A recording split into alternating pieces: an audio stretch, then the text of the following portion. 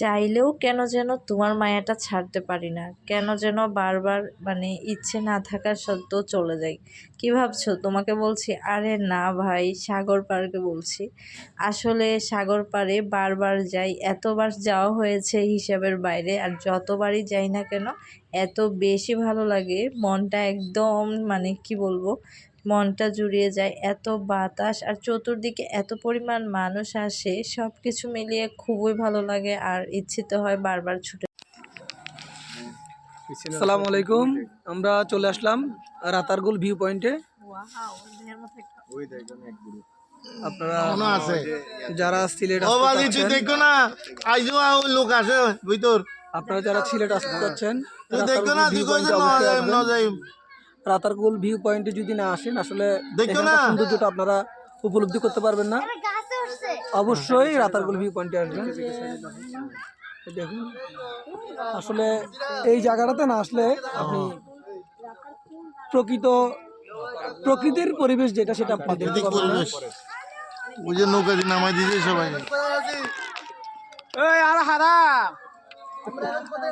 ওরে বাঘ আসছে দিনের গুলাছি ও বাজি ছবি লন না ইতে কর না যাই ভাই। চাঁদের গুলি লইল না উপরে, চাঁদ দেখা যায় যে উপরে। বাঘ আছে, সিংহ আছে, কুমির আছে, তারে ধরে ঠিক নাই। ওই জঙ্গলে বাঘ আছে, সিংহা ওকে তো পাগল আছে কিন্তু আমরা নামবো না কিন্তু। না নামবো নামবেন? হ্যাঁ নামবো তো। ওই যে দেখো কাছে ছিল আবার ওরে ভূতের ডলে লাগে নাতে। ভিডিও লই যাই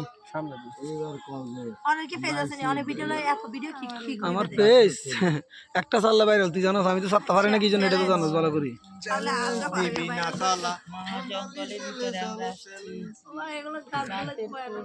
রাতারগুল মাছ আছে, হ্যাঁ বড় বড় মাছ।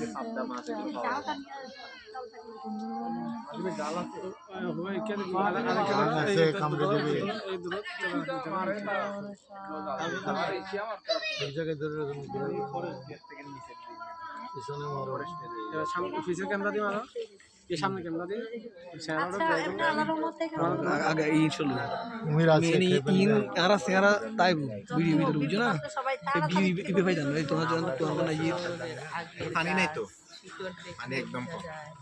সবাই সাঁতার জানি না আমরা।